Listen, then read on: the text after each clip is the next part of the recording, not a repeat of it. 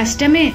ఆ దేవుడు మెదడుకి మతిమరిపిచ్చినట్టే మనసుకు ఇవ్వలేదు, కానీ మనసుకు నువ్వే ఇవ్వాలది.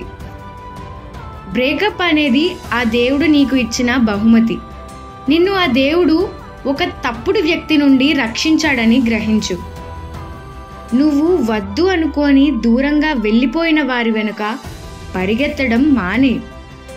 కొన్ని నిమిషాలు నీ హృదయాన్ని చిన్నాభిన్నం చేస్తాయి, కానీ నీ దృష్టిని సరిచేస్తాయి. నిన్ను వదిలివేసిన వారు ఈరోజు సంతోషంగా ఉన్నా ఏదో ఒకరోజు తప్పకుండా బాధపడతారు. వదిలిపోయిన వాళ్ళను చూసి బాధపడి శరీరాన్ని బలహీనం చేసుకోకు.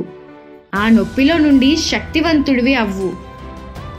కొన్నిసార్లు మంచి విషయాలు చెడిపోయేది ఇంకా మెరుగైన విషయాలు కలిసి రావడానికే. అయిపోయిన దాన్ని వదిలి ఇంకా తిరిగి రాదు. ఉన్నదాన్ని అంగీకరించు మరియు జరగబోయే దానిపై విశ్వాసం ఉంచు. నిన్ను ప్రేమించే వారి మీద నీ దృష్టి మరల్చుకో. కనీసం వారైనా ఆనందపడేలా చూసుకో. త్వరగా వదిలేసేవారు అసలు ఉండాలని ఉద్దేశంతో నీ జీవితంలోకి రాలేదు. వదిలి వెళ్ళిన వారు నీ మనసుని గాయపరిచారు. మందు తాగి నీ శరీరాన్ని నువ్వు గాయపరుచుకోకు.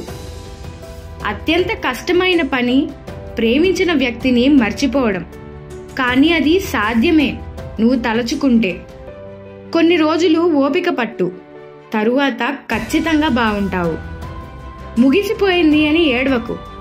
ఇప్పుడు వారు మరొకరి సమస్య అని నవ్వు. విడిపోవడం బాధాకరమే, కానీ కొన్నిసార్లు కన్నీళ్లు కూడా మనకు అవసరమైన స్వేచ్ఛ కోసం మనం చెల్లించే మూల్యం.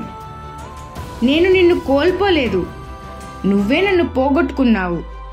నీతో ఉన్న ప్రతి ఒక్కరిలో నువ్వు నా కోసమే వెతుకుతావు, కానీ నేను కనబడను.